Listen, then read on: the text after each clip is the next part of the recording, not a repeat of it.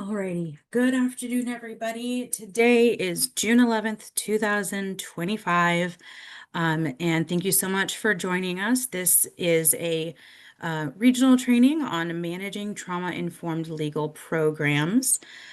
For anyone who would like to use this feature, you are able to turn on closed captions if that would be useful to you during the presentation. This is a regional training. I am Addie Nunez Huang, and I am coming to you from the Tahari Justice Center.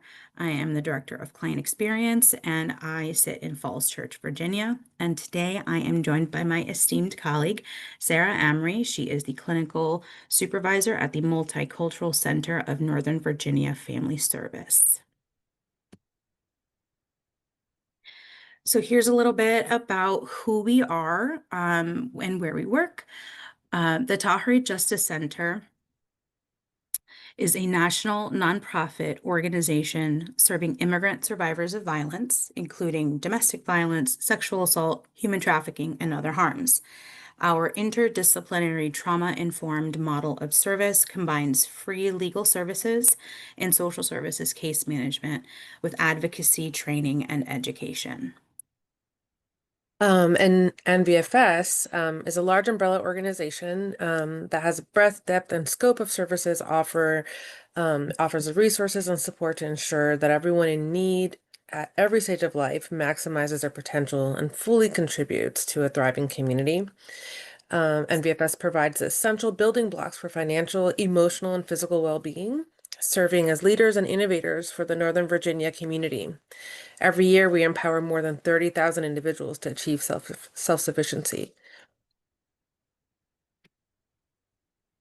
All right, and we wanted to share a little bit about our partnership between Tahari and NVFS and how we serve the DC, Maryland, Virginia area.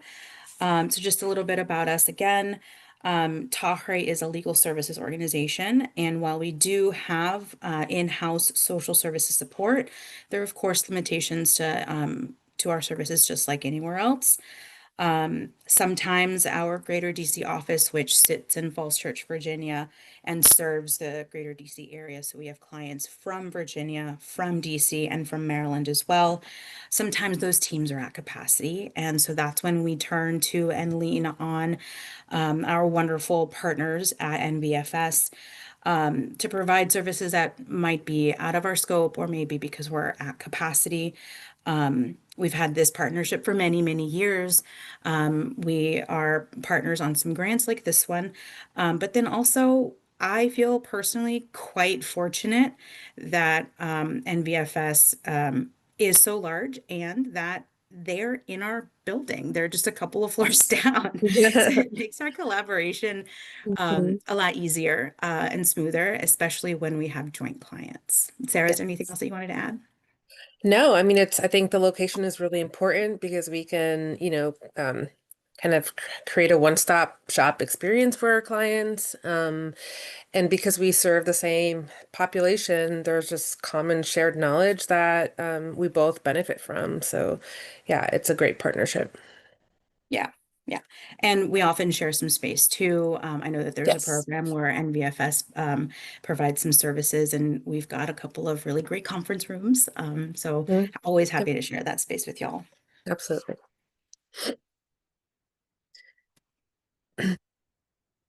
All right.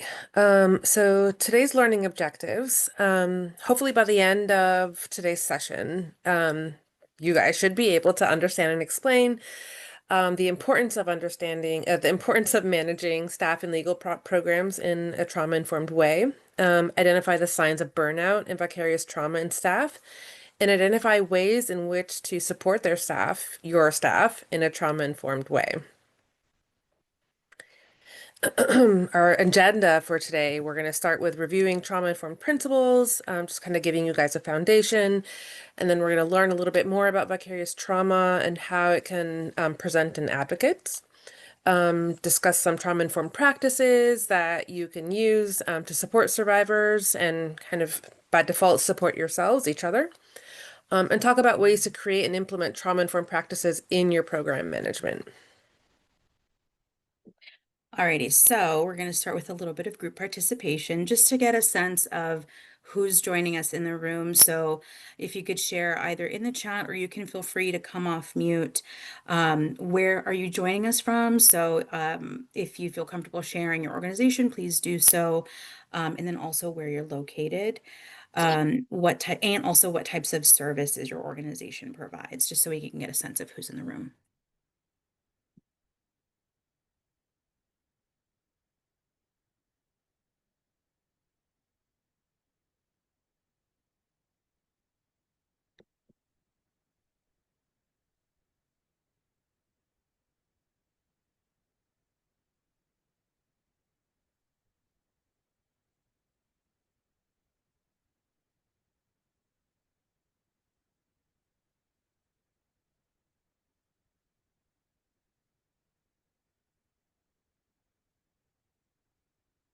We have a bit of a shy crowd today. We usually get a mix. Oh, there we go. We got someone in the chat. I was going to say we usually get a mix of legal service providers, social service providers, who offer legal services, um, different levels of, within different levels in the organization. So it's always interesting to see the diversity in attendees. Yeah, so we've got someone here from Laws, Domestic Violence and Sexual Assault Services, provide protective order and family law legal services, also provides advocacy, counseling, shelter, and prevention. That's amazing. Thank you for joining us today.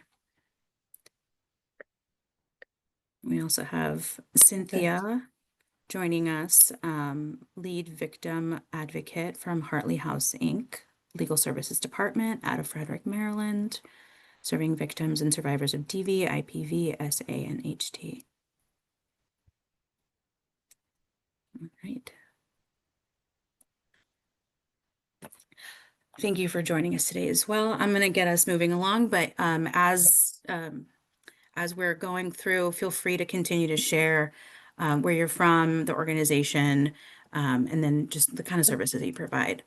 It's a great way to very like passively kind of mingle and network. So let's get going. Oh, I think we have someone else. Oh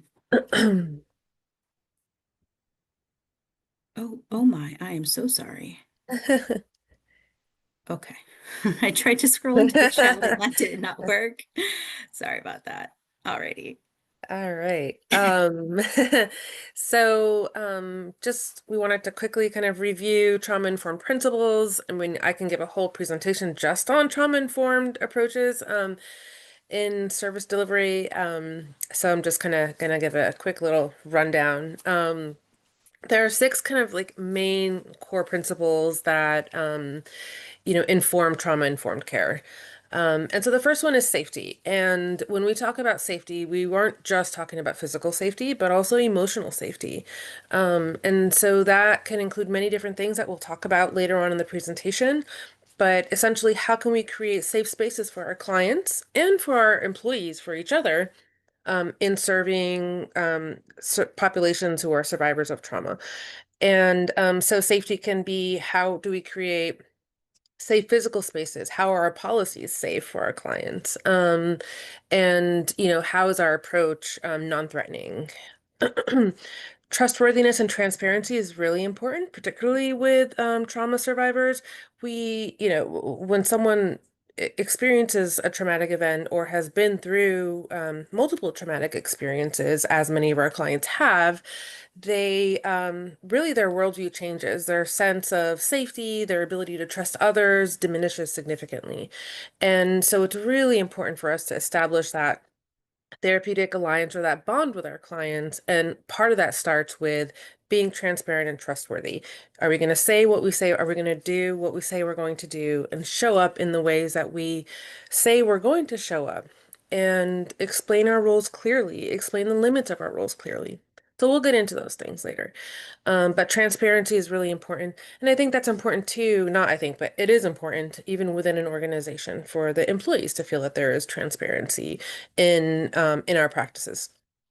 Peer support is another principle, and that really focuses on how are we taking care of each other. And that can be on the same, like colleagues who are the same similar profession as you, or even other admin staff, leadership. But how are we supporting each other in serving populations who are survivors of trauma? Awareness is really important. Again, how are we, staying on top of changes in policies or uh, like when we think of mental health, are we staying on top of developments or changes in mental health practice and standards? But also, how aware are we of our clients' individual needs? So on a larger level, are we aware of bigger changes? But are we also aware on the one-on-one level of where our clients are at?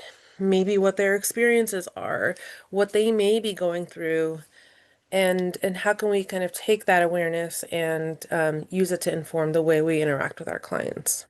Um, Collaboration is important, and collaboration, again, is not just like with other providers, but it is, in this case, really between you and your client. How are you teaming up and working together towards the same goal? How are you collaborating with them towards the same outcome? And and part of that collaboration requires getting the client involved in decision-making processes within their service delivery. And then empowerment kind of ties into collaboration. How can we lift up our clients? How can we lift up our colleagues? And support their own self-determination and sense of efficacy and ability to really kind of achieve the outcomes or the goals that they have set for themselves.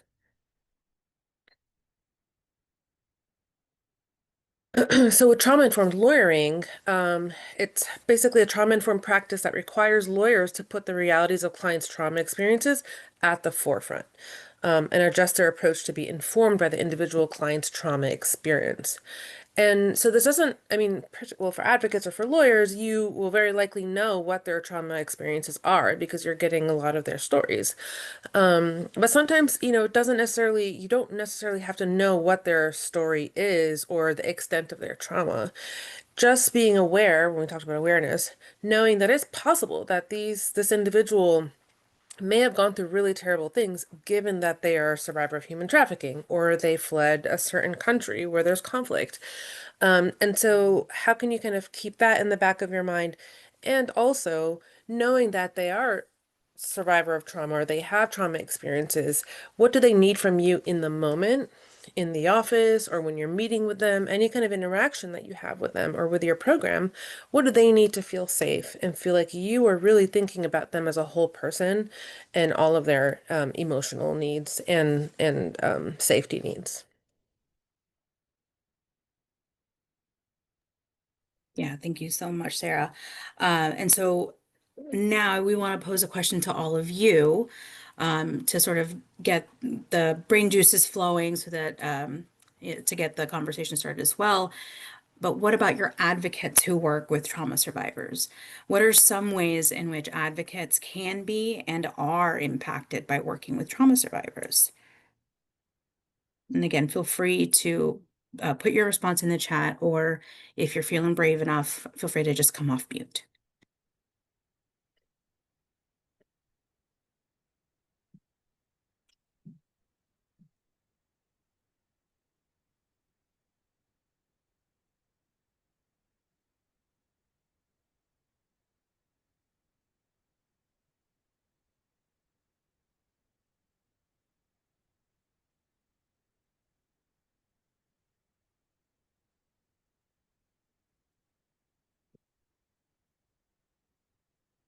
We've got Rebecca sharing vicarious trauma, impatience, anger, unhealthy coping habits. Absolutely. Rebecca, have you seen this play out in the programs that you manage?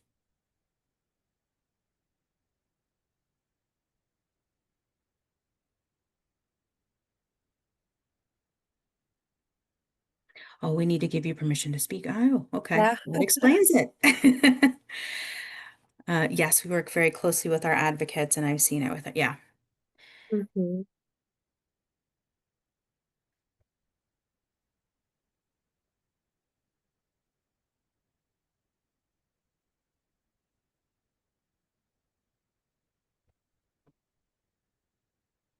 Yeah, it's quite common, right? Like, I mean, it's almost inevitable in working with, clients that have trauma, have experiences with trauma or survivors of trauma. Um, it's almost inevitable that, you or whoever's interfacing with them is going to be impacted by their work. Yeah. And and oftentimes it goes back and forth, so it bounces off each other, and so it's really interesting to observe, just how when the advocate or again therapist or another provider is able to really step in and kind of step into that trauma informed role, how that dynamic changes for the better. Yeah. Looks like And I someone see, else. Rebecca, that you raised your hand. I Yeah, should have given you permission. Yeah, there you go. yeah, she Yay. did. Yep, it all worked out. Yay. Yeah, I was gonna say, and it's interesting the ways it shows up for us as Mhm. attorneys and our advocates. We have three court and community advocates in our program, Mhm. and and then myself and one other attorney, and we were talking not long ago, and just kind of different like behaviors that it manifests. Like you don't want to let your kids go to a slumber party because you know too much about what happens in the world. And somebody said that to me, and I was like, oh man, I feel Mhm. so seen, but I'd never thought about that as some ways that we're impacted by the trauma that we see. So it's really interesting just to see how it shows up. The Mhm. hypervigilance. I definitely, I've seen that in myself as well, of just being like hyper aware of Mhm. like, what's that noise? What's happening? It could be this. And so then I have to do some real active work to sort of bring myself back to center and remind myself of the reasons why this might be happening and how to sort of calm my own self down. So yeah, I hear you on that one. Yeah, I mean, trauma really does, like, I mean, even experiencing it vicariously through your clients, it really does kind of shatter and change the way you view the world, So you think that everything is, especially like maybe before going into this field, you think everything's great and, the world's a good place. And then you start, hearing stories and you're like, oh my gosh, like it isn't as safe as I thought it was. And it's very easy, it's a slippery slope to start catastrophizing and Yeah. really kind of magnifying the risks, because that sense of safety that you had as a provider now is being compromised, just given what you're witnessing through your clients. So we'll get into that too. So it's really interesting. Okay, I went through and I gave all of you permission to speak, so feel free to unmute whenever you're ready to share, or you can go ahead and share in the chat.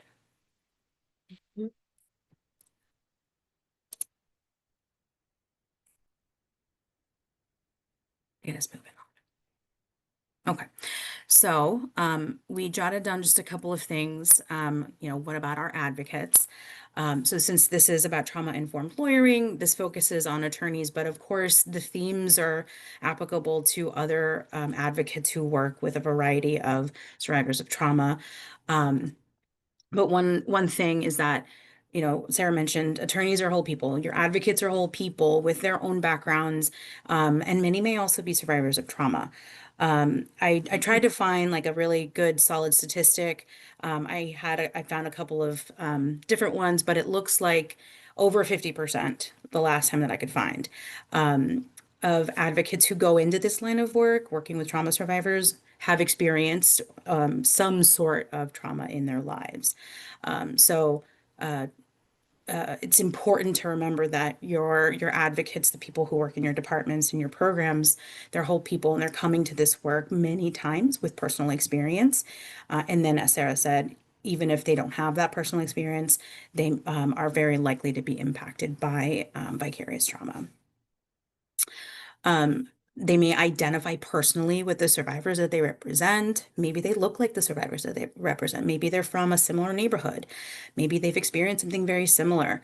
So, our advocates are there. We're empathetic folks, and maybe we're identifying with the survivors that we represent.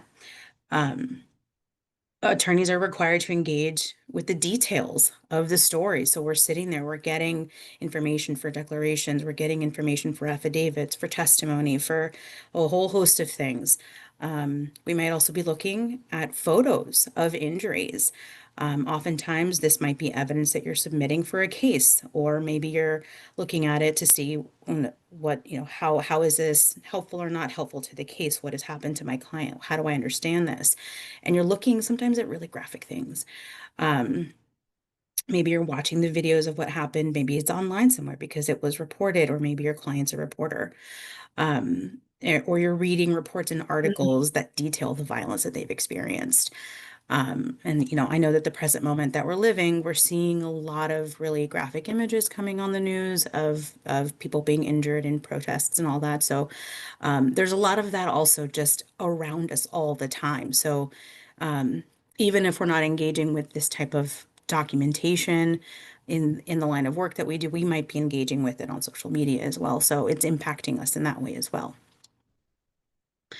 And attorneys, like their clients, are constantly interacting with the systems that are re-traumatizing and harmful for survivors. So again, a lot of the advocates in this line of work tend to also be survivors themselves, who may have also needed to navigate the same systems that their clients are navigating in the moment. And it can bring back memories and experiences of how difficult it was for them, how it made them feel, and it can be debilitating for some folks, especially if they haven't had an opportunity to sort of like work through it, and if they're not in that place yet. And attorneys also witness legal systems fail to protect survivors, which may make us feel helpless or powerless to do anything about it. Losing a case could do that. Not being able to secure a protective order for a client could do that. Seeing law enforcement not respond quickly enough or in a way that made the client feel supported or protected. A whole lot of reasons why we might see the systems fail our clients. And that can impact us significantly as well.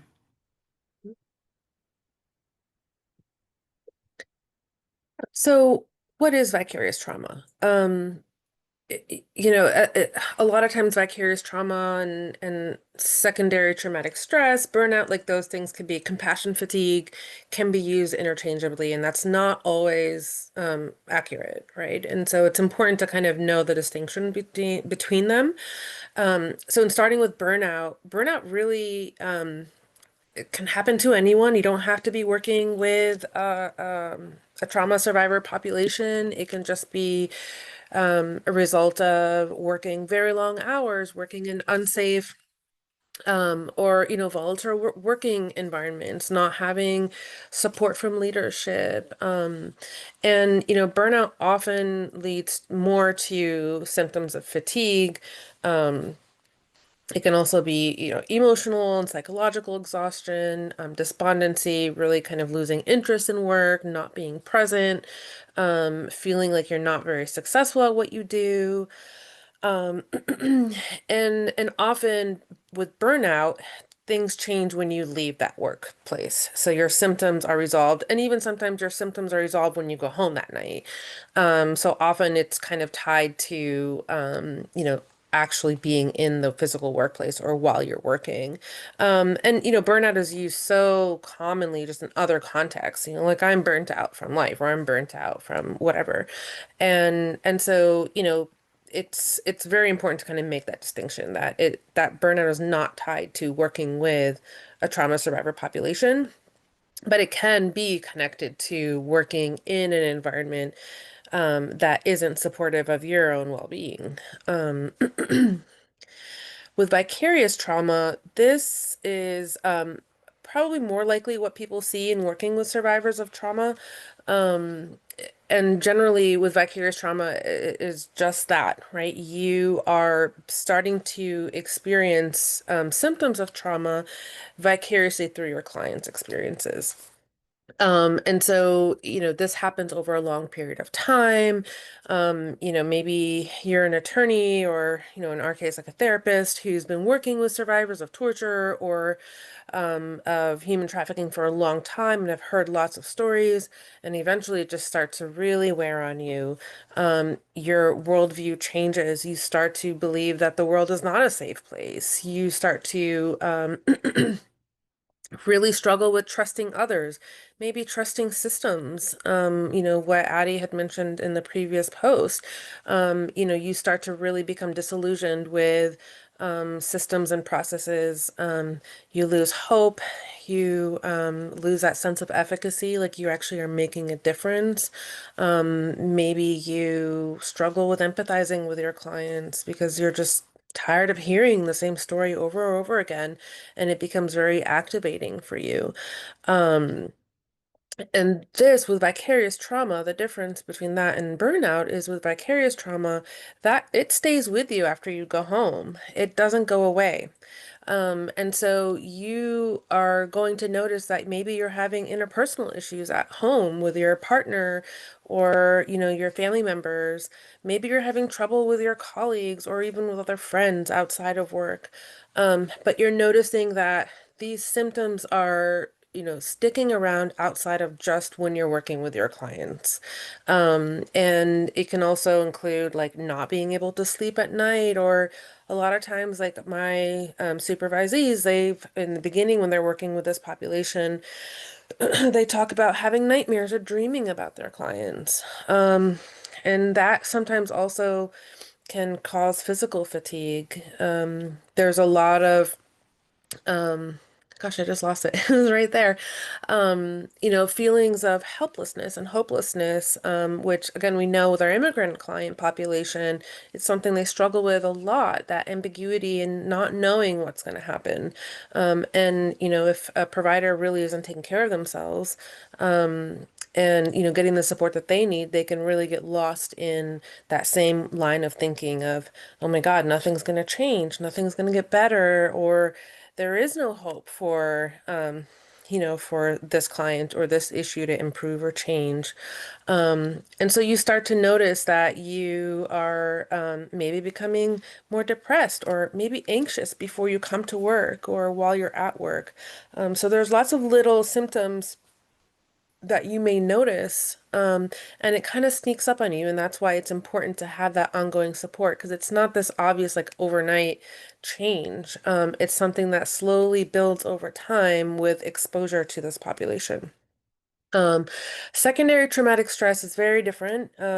Usually it's something that we would observe in like first responders or people who have witnessed trauma or witnessed something traumatic happening or have heard it, or witnessed it or heard it from a family member or a loved one.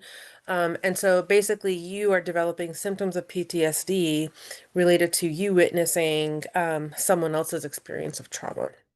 And so the symptoms are similar to PTSD, and it includes a lot of the common experiences of intrusive thoughts, lack of motivation or desire to do anything. Maybe you're having interpersonal conflict and struggling with relationships.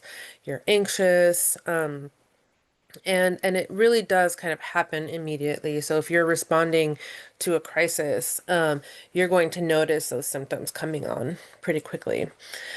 Um, and so with compassion satisfaction, or we can also say compassion, vicarious um, sorry, vicarious resiliency. What we can see, so there's compassion fatigue, right? Where again, similar to burnout and vicarious trauma, it's kind of in between, where we're really just getting fatigued from being that person, that support person, or in that role, and maybe not always seeing the outcomes that we'd like, and maybe not affecting the change that we'd like to see. Um, but there is something that we really do try to encourage in providers working with survivors of trauma, is that vicarious resiliency or compassion satisfaction. And that's basically if you're able to look at your clients and see them as survivors, and look at all of what they have been able to achieve, or kind of take from their own sources of resilience, that can kind of feed you as well. And so when we want to feel good about, like, when we feel effective and we feel successful at what we do, that then kind of it gets passed on to our clients as well. So it's vicarious in that sense too. It goes both ways. But yeah, it just makes you want to do your job. It makes you want to be more effective and be there for your clients. But it also implies requires a lot of work and support.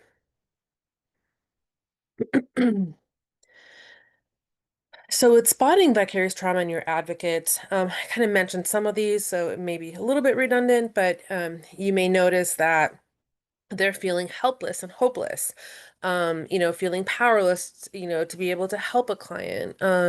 Maybe there's an issue with family reunification and, family members disappeared or something happened and you're just like, well, there's no hope. They're never going to find them. And really, I like to see ourselves as keepers of hope for our clients. And so what can we do to hold that for them when they can't? And so we're less effective when we're also feeling helpless and hopeless. Decreased empathy. And so that could look like, if a client is really upset or crying or struggling with something, and you're having a hard time connecting and being compassionate with them, you're having a hard time really feeling for them. And maybe you're even irritable and you're annoyed by it. You're just kind of like, oh, not again. And that's really common.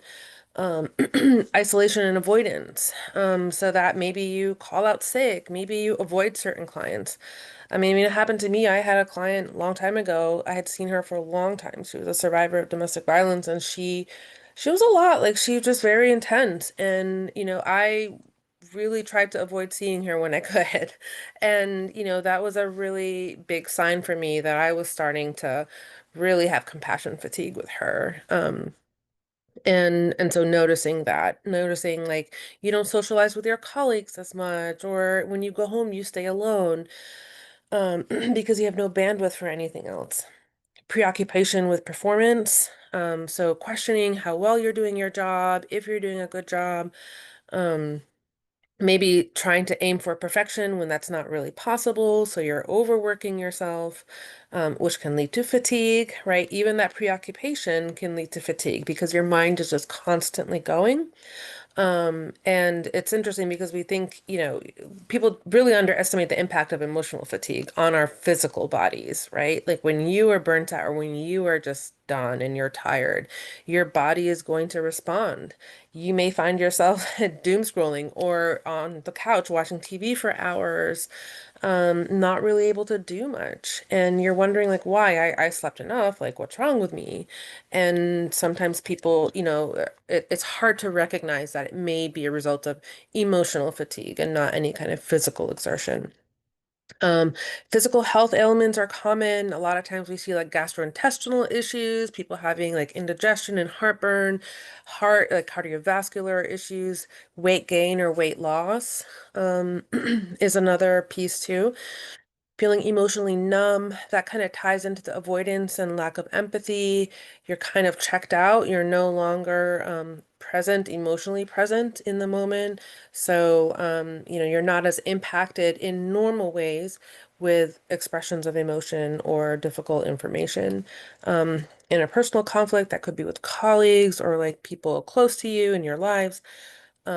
Increased cynicism and changes in worldview. Like I mentioned, you may think that, the world is a great place, and then all of a sudden you're starting to see like, gosh, no, like how could someone do something like that to another person? Or why aren't these laws protecting this client, and so it really can impact you. And then negative beliefs about one's effectiveness or capacity, that ties into preoccupation with performance, but just feeling like I'm not good enough. I can't do a good job. I'm not a good enough lawyer, or, a lot of times like we may experience imposter syndrome where, we're questioning if we're really being authentic and genuine and even ethical in the work that we're doing. And yeah, so all those things by themselves, may not stand out, but when you start to see kind of like clusters of these different issues, it's something to start paying attention to.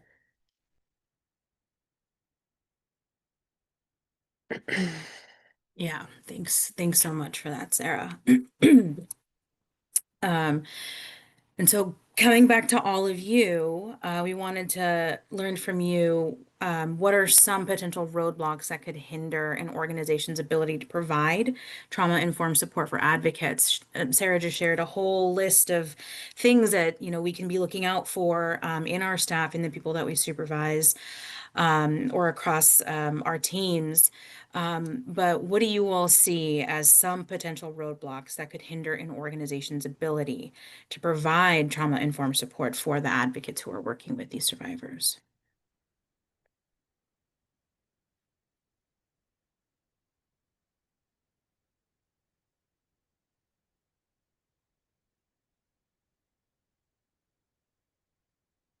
Or I would say even like what have you observed in your own organizations or in the work that you've done where maybe there have been some barriers to really being trauma informed in your work?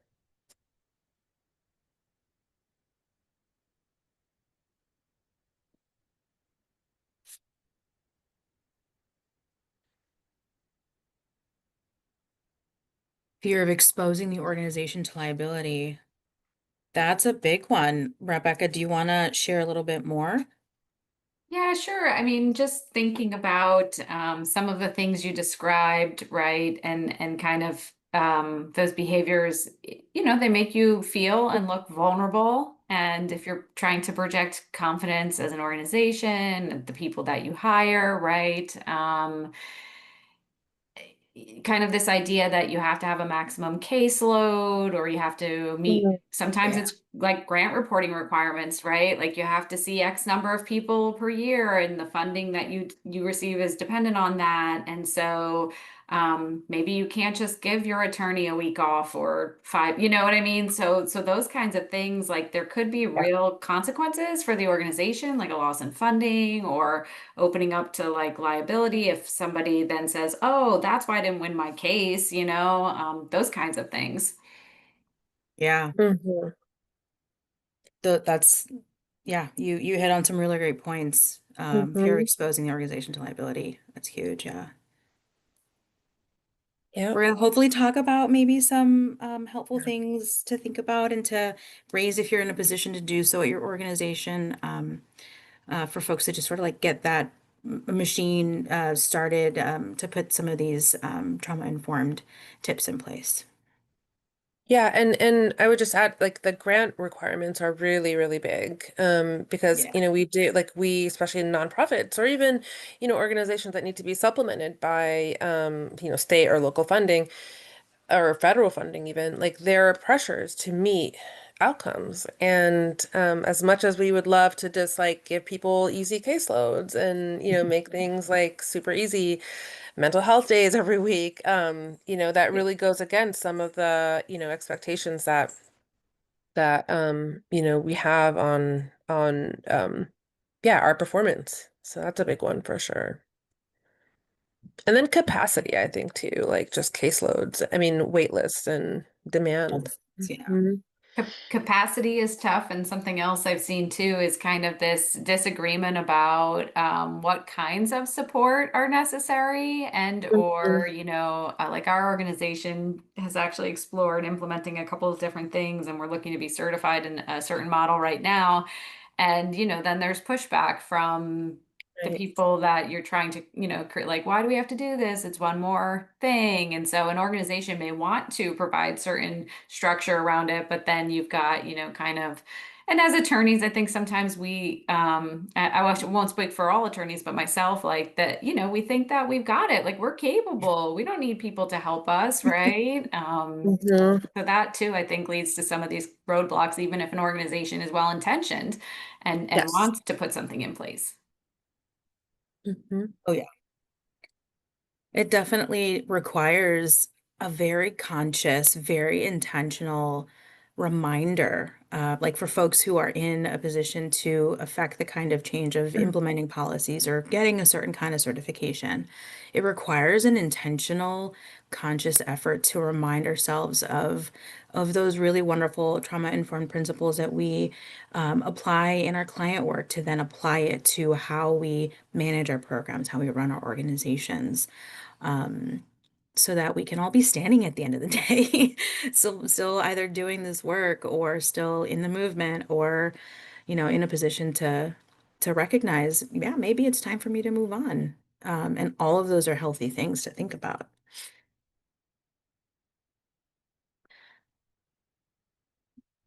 All right, I can keep this moving. Okay. We also did a little bit of brainstorming on potential roadblocks to providing informed support to advocates in your programs, and we talked a little bit about these.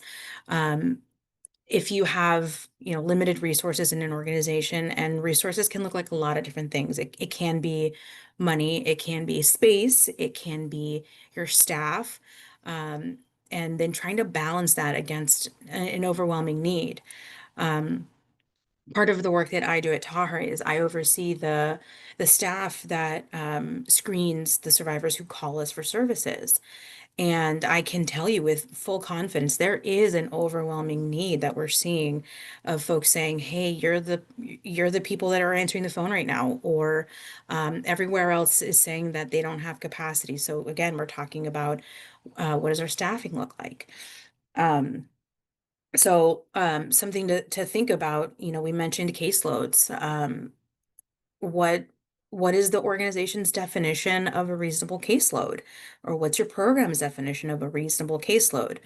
um, Often we're balancing um, our ability to be effective, to be zealous advocates with the ethics that we're bound to, of being responsive to our clients, of meeting all the deadlines, of being communicative. And if that caseload is too high because the number is too high and that's just physically too many to handle, then that's a real problem for an organization. It's a real roadblock to being able to provide trauma-informed support to your advocates. And then it also obviously trickles down into what you're able to do for survivors. But then also, looking at the type of caseload. Does that caseload, it might be a lower number, but what does that caseload look like? How many high needs clients is that advocate managing? What kinds of deadlines are coming up? Does every case on that person's personal caseload have really big deadlines all coming up at the same time? And it wouldn't matter if it's 5 versus 10. If they're really big deadlines and you're only one person, it can be a real ethical quandary of, are you able to meet those deadlines? And if there's nothing in place at the organization that looks at those caseloads and what makes up the caseloads and really taking a 360 view, then you could be in some real trouble ethically. And then you've got clients to worry about. And then also you've got attrition to worry about, because as folks start feeling that their caseloads are too high, they're too intense, the cases are too intense, nobody's looking at this. I say stuff, nobody listens to me and my caseload. Folks could end up leaving, which again, like, has those snowballing effects on the organization, and then also on the clients that you serve. So thinking about, what do you have in place to look at the caseloads, and then do you have some kind of exit interview that you are having with the people who leave the organization? They might have some really good insight to share about the reasons that they're leaving. It could help you address caseloads. It could help you address other things. So looking at those limited resources, the people, and then the other things in place of, do you have support staff available to help with the caseloads? Where do these caseloads go after someone leaves? So really looking at, what are those resources available, and how are you balancing that against the need that you might be seeing in the community for your services? We talked about financial resources. Maybe your organization or your specific program receives state and local funding or federal funding. Maybe there's a concern that you're competing for funding, and if you don't get it, then that's a big chunk of money that you don't get. And again, the snowball effects. So then we as those individuals managing these legal programs, we're tasked with figuring out, how do we navigate those roadblocks, a loss of funding, or how do we navigate the roadblock of we don't have enough funding. We didn't lose it, but we just don't have enough of it. What's in place at the organization to help address that? Because the snowball effect is folks worry about job security. It could impact their ability to focus at work, which impacts clients at the end of the day. Limited time, and time is the one thing that once you lose it, you can never really get it back. So speaking of time, of you as the person managing the program, do you have the time to look into how folks are being supervised? Do you have time to look at the policies in place for addressing interpersonal conflict? Do you have time to do that investigation? And then the time of that supervisor, do they have time to conduct that trauma-informed supervision, to really do that holistic view of the caseload of the employee in front of them, of the staff in the office? There's a lot to consider when we make that intentional move to really put all of our organization through a trauma-informed lens.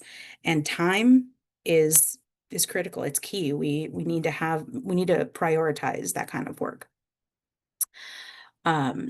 Employees holding multiple roles. This is super common in a lot of nonprofits. Again, if we have some limited financial resources, if we've seen some attrition, we might find that employees are starting to wear multiple hats. And that's probably a fine solution in the short term. But if we don't have plans in place, policies in place, or someone in place to do a more long-term analysis of what's my long-term solution, this very quickly leads to burnout. It very quickly may also lead to attrition. So as an organization, as the person responsible for your program, you might have different ability to affect certain policies. But it's really important to have that holistic view of your program so that you can see, okay, how long is this person going to be wearing these 2 or 3 hats? Is that even possible for the amount of time that those 2 positions are going to be vacant for? And asking these questions and trying to figure out ways to find a longer term solution is going to be really important. We talked about funder expectations. What are our deliverables? What do we need to be demonstrating that we're doing? These can be big roadblocks, especially if we're all struggling with limited capacity, or if we're struggling with not enough attorneys or not enough caseworkers. It can be really hard. And as Rebecca said, it could, there's a fear of exposing the organization to liability in that sense. And then the last one here that I think is, they're all important, but this one's particularly important if you're not the person in this role. But is there buy-in from your organizational leadership to listen to you, the person sort of ringing the alarm, to look at the organizational policies, to look at what kind of paid time off policy do we have? What kind of employee assistance programs do we have? What kind of support do we have to bring on maybe temporary staff or someone else who can provide a little bit of to alleviate some of the workload on the folks who are wearing the multiple hats? What are they amenable to listening? Are they giving you the transparency? Are they giving you that cooperation and support? That's important, and it's something to keep in mind as well of what that organizational leadership buy-in looks like.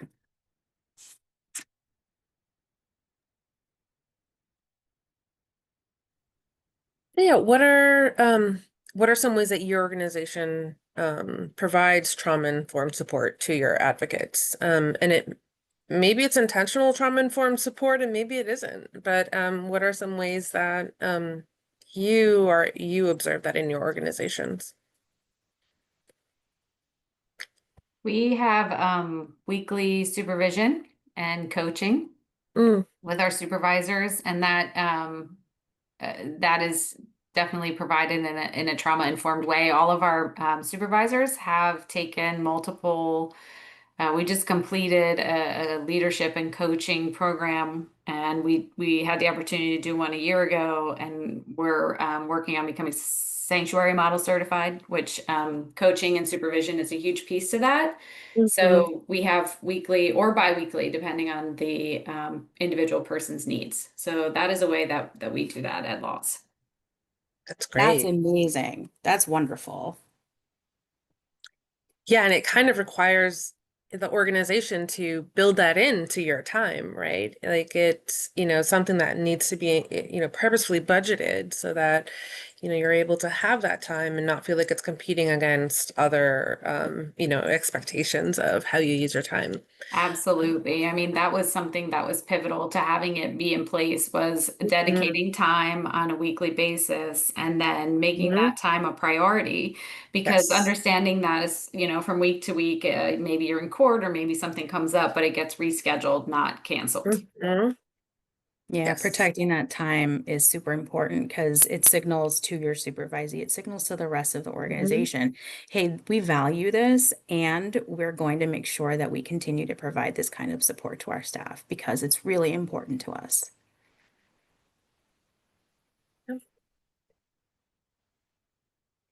Anyone else?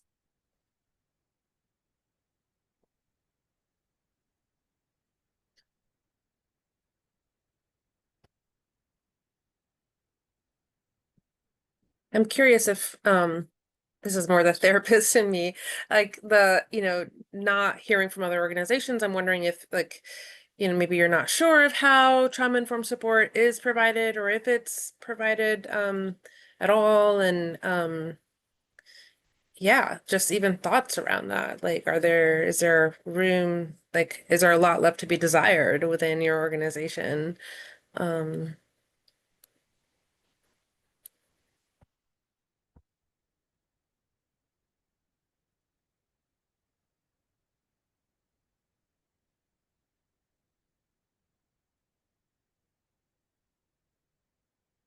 well, like Addie said, you're welcome to add, put things in the chat if thoughts or ideas come to you as we continue with the presentation. Alrighty. So if you're scratching your brain of like, I don't know what we could do, we did a little bit of brainstorming for you. So how can the risk of vicarious trauma be mitigated at an organizational level? Um, there are some of these feel really simple, and sometimes it's the simple ones that really give you the most bang for your buck. Um, so we're going to make the implicit explicit. Something like encouraging self-care practices in and out of the workplace is key. Um, and encouraging and normalizing staff support in a healthy setting, a healthy professional and personal boundaries, also important. So something that I repeatedly tell the people that I supervise, if you need to leave at a certain time, something as simple as just telling our team, hey, Addie logs off at this time, and that's when I go into mom mode. And I have two small kids. And that's when I'm done. And then I will come back and I will be in work mode at 8:30, 9, whatever it is. And those things for me, for instance, help me to set as healthy of a boundary as possible. I'm not perfect. In fact, sometimes I'm really terrible at this. But I also try not to look at my email. I try not to look at my email in the morning. I try not to check messages and stuff afterward. If there's a true emergency, folks know how to reach me. Those are some of the things that I try to do for myself. I am in a unique position where I run my department, I run my team, and so I'm able to um, really have this sort of bleed through all aspects of our work. In our Mhm. check-ins, when are you taking your time off? How can we work this in? Or you're coming up on a sabbatical. How can we protect that time? How can we make sure that you're taking advantage of these things and setting those boundaries, really protecting things for yourself, so that you can take the time after you've had a really hard screening debrief with someone, and then set up the boundary of, okay, I really need to just go for a 15-minute walk in the sun. I really need to do that, and I'm gonna do that. So you put up whatever message you need to protect that time. And then the more that I do it, the more that they do it, the more that their coworkers see that happening. And you can change a culture in your office by doing that, by demonstrating, walking the walk of, we're going to encourage these self-care practices in the workplace. We're going to encourage these healthy boundaries between work and the personal. And that's going to help us manage the things that we need to manage. So something simple, but I think it's really powerful. And here is a little bit of a more like clear sort of in your face of like, this is the trauma-informed principles that we can apply into work, which is create a safe workplace that promotes transparency, trust, and collaboration between employees and leadership. And so what can that look like? You can include staff in program decisions and policy development when appropriate, right? Like it's getting folks' feedback, getting their input, having them review draft policies, having them be a part of the working groups to build a policy or a program, having them in go, no-go decisions for grant meetings, having them look at the deliverables that you are sort of saying where these are the things we think we can agree to, and then taking input and then coming back to them and saying, hey, this is how we use your input, this is how we use your feedback. That kind of collaboration builds a lot of trust, especially the more that you do it, especially once you circle back and tell folks, this is where we landed, this is how we used your feedback, and this is where and this is sort of the product of all of that. And again, this comes back to getting that organizational leadership buy-in. If you've got it, great. See what you can do with it, because you can do some really great things with it. You can offer employees training on self-care, emotional and physical wellness and resiliency. Think about whether you have a budget for professional development. Think of whether you can write that into a grant. Can you write in something that gives you dollars for trainings, for well-being, for wellness hours? Do you have that in your policies that folks can take some wellness breaks? Micro moments is one of my favorites. I learned this from the licensed clinical social worker who holds some sessions for us at Tahare when we were talking about building resilience. One thing that she mentioned that I'd never thought of before was taking micro moments to micro resiliency moments. She said that one thing that she really likes to do is to take 10 minutes and just sort of turn off all of the stimulus around her. She'll put a weighted eye mask on her face, and it's also cooling. And then she'll set a timer.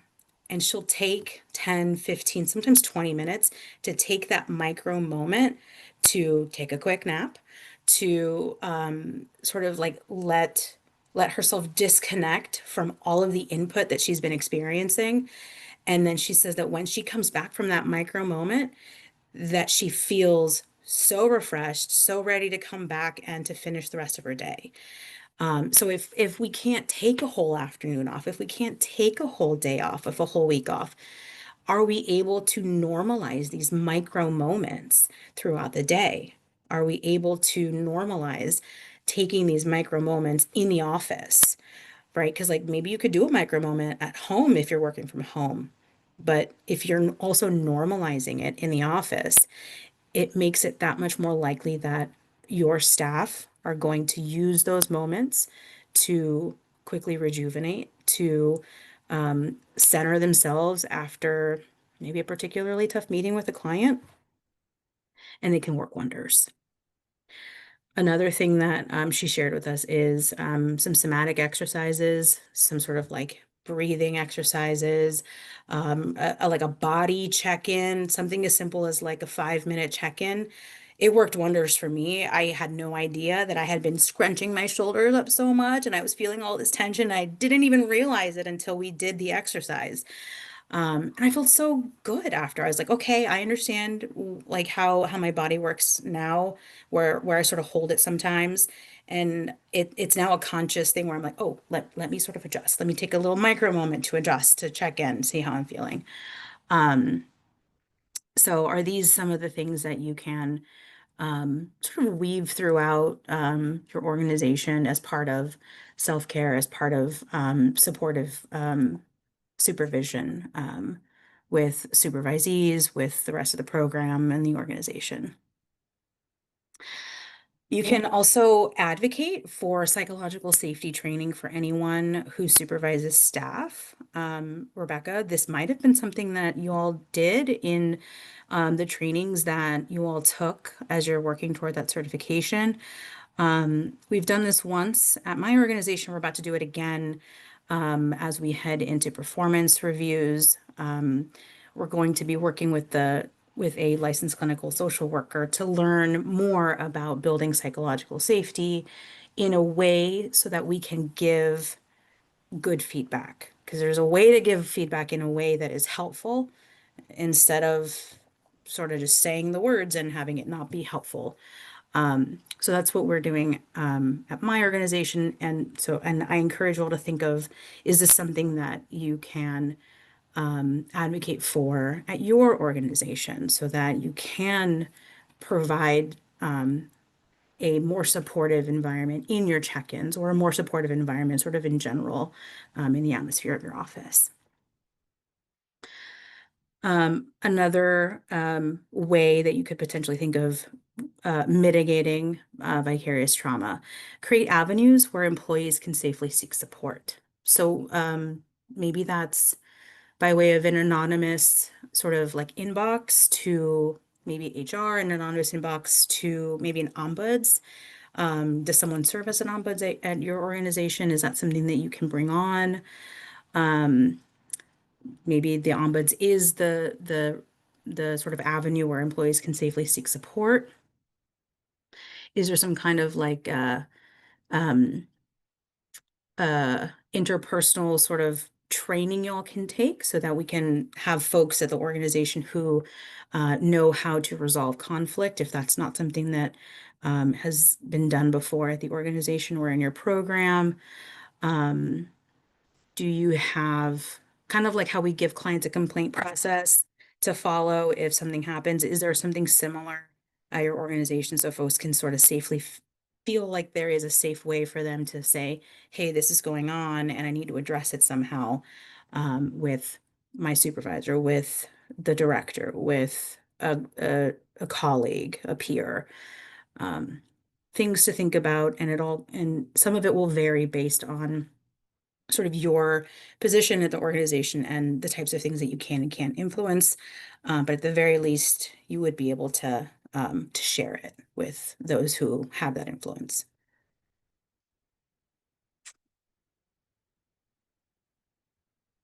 And this is me as well, right? Continuing with mitigating vicarious trauma. We talked about trauma-informed supervision, so making your supervision to make it reflective and have it be an expectation. So maybe this means looking into some of your onboarding policies so that from the get-go, when someone joins your organization, you set the tone for when we do supervision, we reflect on these things. These are the things that we talk about. We talk about you, we talk about me. We set aside a separate supervision meeting that's a two-way feedback where that's all that we do. I give you feedback, you give me feedback, and we have those a couple of times throughout the year. So setting some of those expectations from the get-go is important, but if you haven't done that, it doesn't mean you're not able to do it now. Again, discussing those caseloads. Do you set a number for what your caseloads look like? Do you set some kind of evaluation criteria? you're going to be bumping up against your grant deliverables always, if your organization is funded in any way by grants. But it's something that to think about, right? Like what makes up a caseload? What makes it reasonable? What still makes it ethical for me to carry this kind of a caseload? What does the intensity of the caseload look like? And then back to check-ins, meaningful, regular check-ins. Rebecca, you said that your organization does weekly or every other week, sort of depending on what maybe the court calendar looks like. But having it be regular so that it's expected, so that your staff know this is something regular. It is something that the organization puts priority to for me to get my feedback and for me to have that time with my supervisor, and then also for the supervisor to have the opportunity to evaluate how is my supervisee doing. Are there any signs that I can see of vicarious trauma? How are they behaving with others? Are they suddenly missing a lot of meetings? Are they suddenly struggling to meet the deadlines that they weren't struggling to meet before? So like taking that holistic 360 view, you can really do that with check-ins if you set the expectation for them to be meaningful, not just how's it going with cases? How you doing? Bye. There is a template that I like to use from the Management Center on check-ins. I believe those resources are free to use. So even if you have never gone to the Management Center, you can plug that name into Google and it'll come up.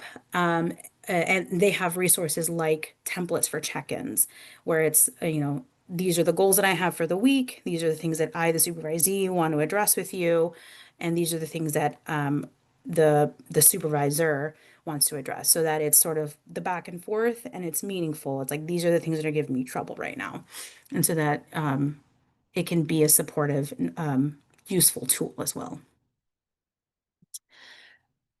Something that I really like is to encourage and normalize wellness breaks throughout the day. And then as you're able to normalize taking time off.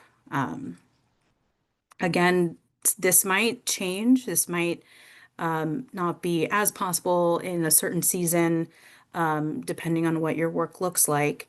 But if, again, if you're in a position to sort of influence what wellness breaks look like at your organization or in your program, setting the tone for normalizing taking the wellness breaks. Maybe it's a micro moment, maybe it's a half a day, and then taking some time off. It'll do wonders for your staff. Um, Highlighting staff strength and positive impact on the client population, or just highlighting some real like micro wins or macro wins. We all love to hear that we've done a good job. And for us, we have a shout outs channel on Teams. And so, every now and again, someone will say, hey, shout out to so and so. They just won this awesome case. It was super hard, and the client's been waiting for so long to get this result. So, shout out to everyone who worked on the case. Or shout out to, this team. We had our team away day, and this is what we did.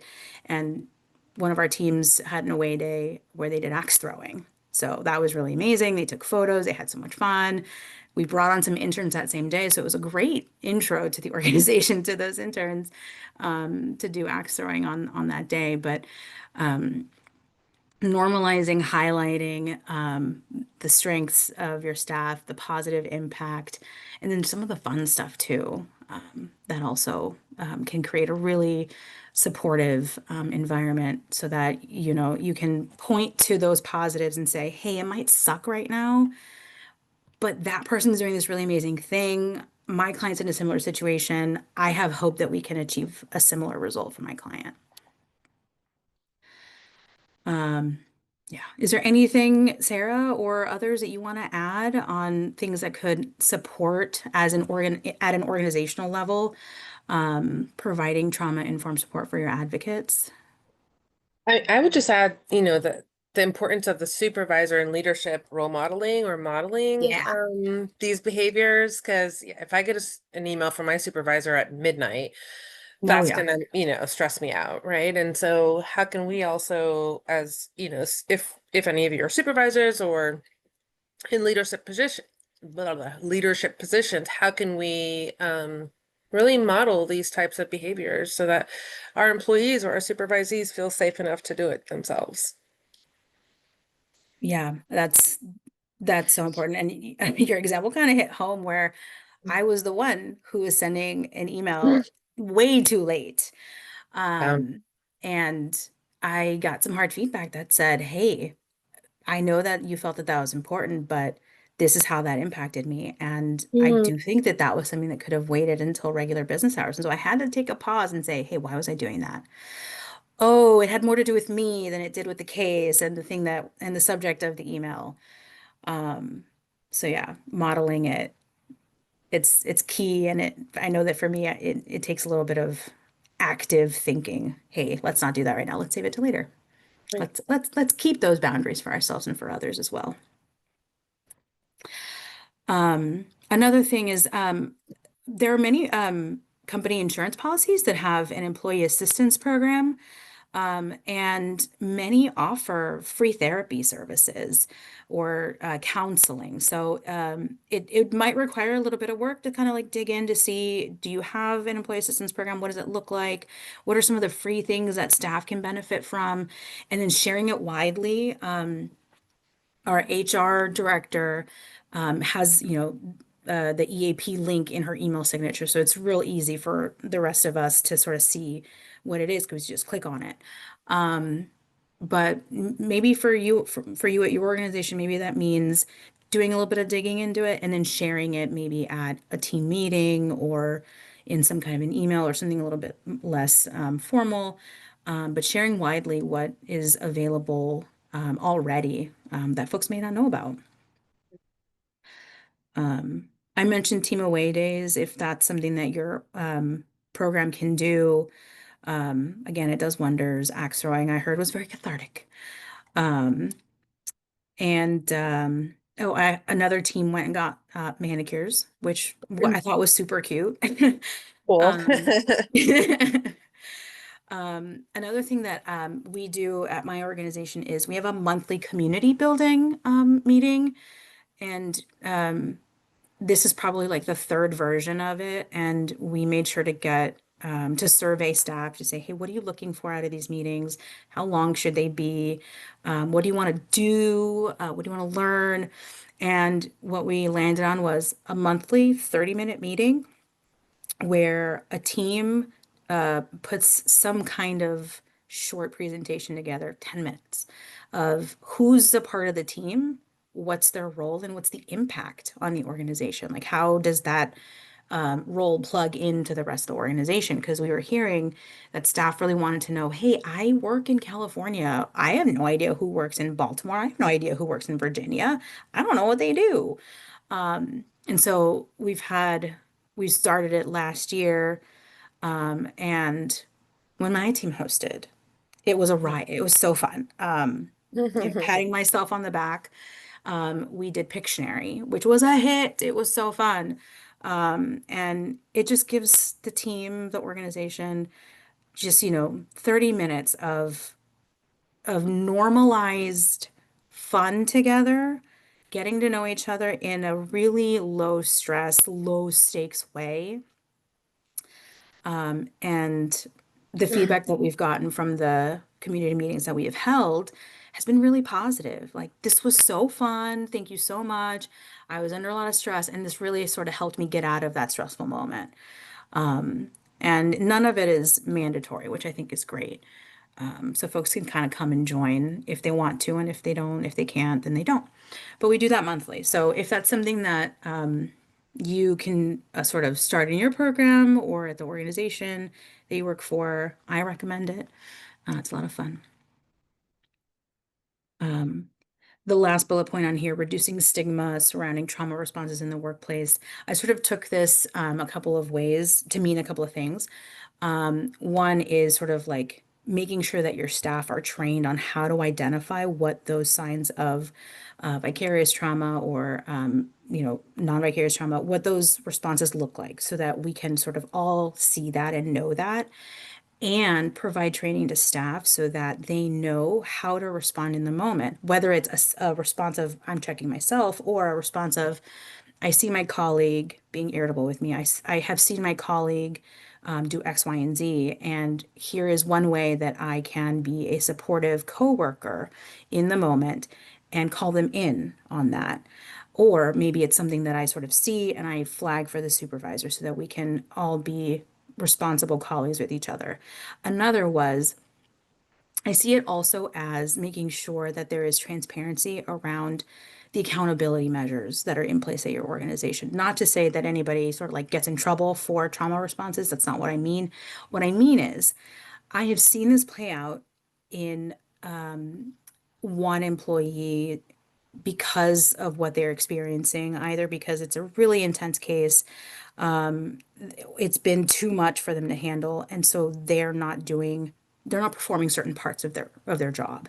So another well-meaning employee picks up that work, and that's not sustainable. That's also it should be a flag for you, the supervisor, for you, the person managing the program, that there is something going on and to step in and then to sort of identify what accountability measures do we have. Let's start with supportive check-ins. Let's start with figuring out what the triggers are. Let's start with figuring out how we can support the person in place and then building in the time to give the person the time to sort of address the issue and sort of come back from it. And then if you have, I think it's called progressive discipline, that could also be helpful as well. But it's about your organization and your team. That's how I read that one. Anything else you, Sarah, or others can find, additional ways to help mitigate vicarious trauma? No, but it looks like there's a question for you Oh, for me? regarding progressive discipline. And then I know Kelly, you commented, and we can get to that in a second too. Oh, I've totally missed this. Our organization has monthly team meetings for our direct service staff. We also have an employee wellness program. Wow, that's awesome. There are monthly activities such as eating lunch together outside. Oh, outside is key. What's Kahoot trivia? Kelly, if you feel like sharing, I have no idea what Kahoot trivia is. Yeah. That's a quiz platform that we have used here. So we did Okay. that for how well do you know the organization? And we just had some stats and some DV information. And so all of these ideas that we have and things we put together, I put it on a calendar Yeah. and just opened it up to all the employees and kind of so we had a thing each month. It started in April. So this is actually fairly new for us. Mm. April was our trivia, and then we gave out for like the first couple of prizes, gift certificates we have two resale stores. So we gave cool. out gift certificates to our stores, and the employees actually liked that. I thought maybe they were going to think that was not interesting or not fun, but they did actually like that. And Very then cool. for May, we went over and ate lunch, just whoever could come and whoever's available. And we walked over to, it's just a little park that we have nearby. We could sit outside. And then I think for June, for our retail stores, some of the employees say, I never have time to go over and shop. So they're going to get like an hour and a half to just go over to either of our stores and just shop. It's nice. That's really nice. And you'll have a book club, y'all do bingo games, walk by at the nearby track. That's all great. Oh, I love that. Yeah, we hadn't done those yet. Those will be upcoming. So we'll have to see how those go. Yeah. And where are you located, Kelly? Because I'm if We're you in, haven't I'm done in the North Carolina. North Carolina. Yeah, I was gonna say the heat's gonna come and make that a little bit interesting. Yeah, I may change some stuff around, but yeah, we'll see. Yeah. I mean, one thing we do also, which I think a lot of workplaces do, are like baby showers and bridal showers and like little things like that. We have monthly in-person, because most of us are hybrid. We have monthly in-person meetings where that are potlucks, and so people will bring Mm. food, and so those are also ways, especially for people who, we miss each other. We're not all in the office at the same time, and so it's nice to kind of actually like be around each other, in Yeah, person. So. that's really nice. Yeah. Mhm. Um, one thing that our leadership team discussed last week as like a thing that we want to do for staff is so we do a sort of pulse survey of our staff to sort of keep it anonymous, but sort of gauge like, are you able to complete your work within the stated work hours for your position? Do you feel like you're going to stay at the organization the next 6 months? Do you feel like leadership team has been transparent, effective? Are you clear in decision making? So like to really get a pulse of how folks are feeling in the moment. Do you feel burnt out? Do you experience burnout? And so one thing that we sort of learned from the results of our staff survey was that there's like a pocket of folks at the organization who self-report as not feeling sort of like appreciated, which, it hurts to hear, but also like I got to remove myself from that and really pay attention to that staff feedback. And if folks are not feeling appreciated, we sort of asked ourselves, what can we do?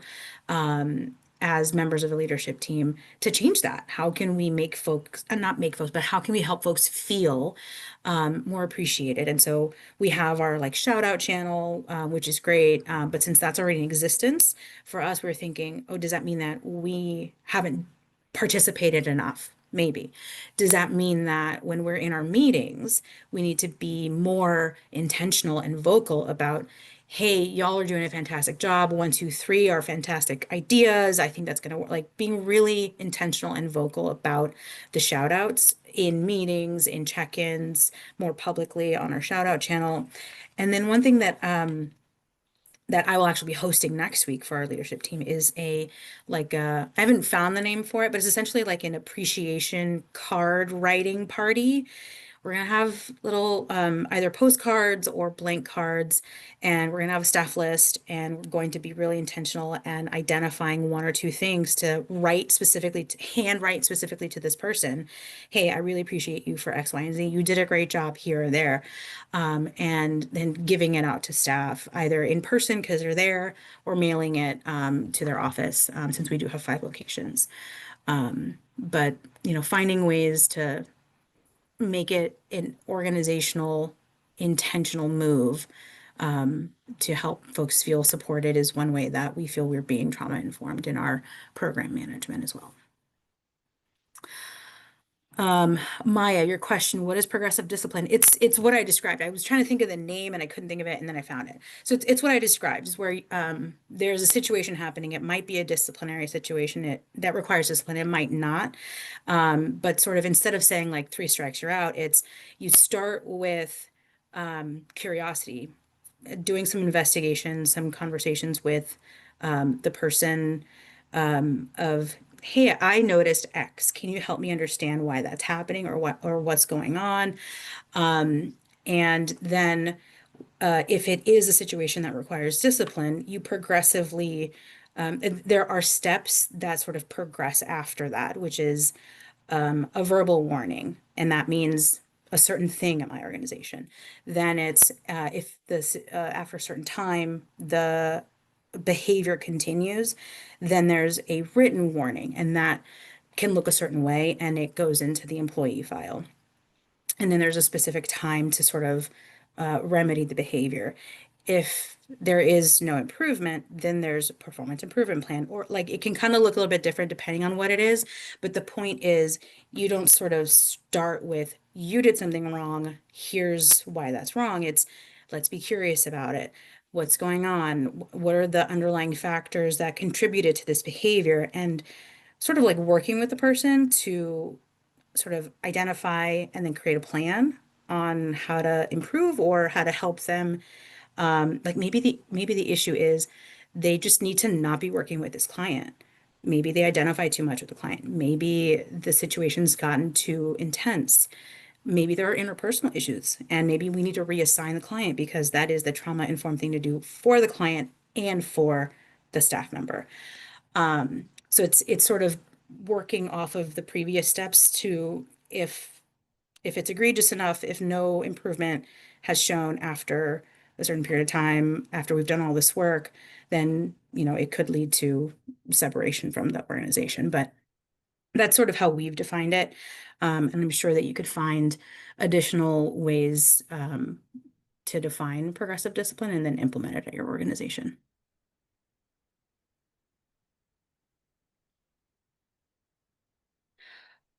All right, I think we've still got a question on the table, right? The group share. Yeah. Yeah, I mean, are there any ideas that we discussed today that you think you could implement in your organization in the next 6 months? Or any that you have implemented? Some of you have already shared. I'd love to hear, we'd love to hear from other folks since there's a good group of you. But yeah, anything kind of resonate with you from what we discussed today?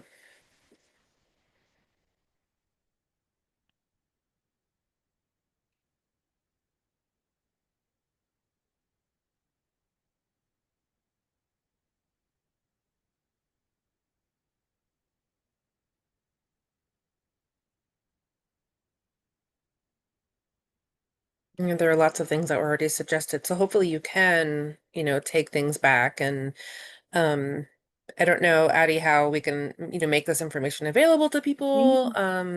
But yeah, I'm sure you'll be able to access these slides and Yeah, so our time today was recorded. Usually we post our recordings to our YouTube channel, I believe.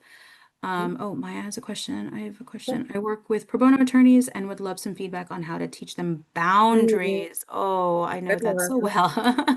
well. And how to protect themselves while being sensitive to clients.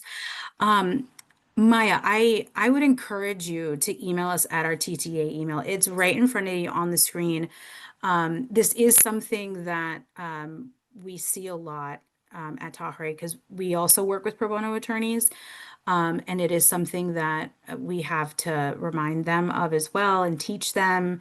And frankly, it'll take a lot longer than the time that we have reserved for today. So I really do encourage you to send that email to the TTA email on your screen.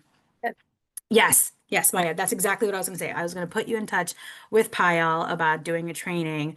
It requires some coaching, is the short and sweet of it. It requires some coaching. But really great question, Maya. All right, so some regional resources for us to share with you all. If you need to get in touch with Tahare, the email's on your screen. We can respond to TA requests for trauma-informed lawyering. We can do site visits that requires a little bit of planning. But if you email us saying that you want a site visit on maybe evaluating your policies that you have in place at the organization or something like that, it's something that we can do. Just send us an email at the email on your screen. If you need to get in touch with Northern Virginia Family Service, that's the website on the screen as well. And another resource for our region is RAISE. It's an Alexandria, Virginia network dedicated to building a more trauma-informed and resilient city. They've got a lot of really great resources there. I highly recommend checking them out. What's next for us? A huge, huge thank you to all of you for joining us today and doing the work that you're doing. The work that you do truly does have a profound impact on the lives of the survivors, whether you're a full-time case manager, you're their lawyer, or you just did one thing for them. Truly, every little bit that you all do to support survivors has a profound impact on their lives. Absolutely.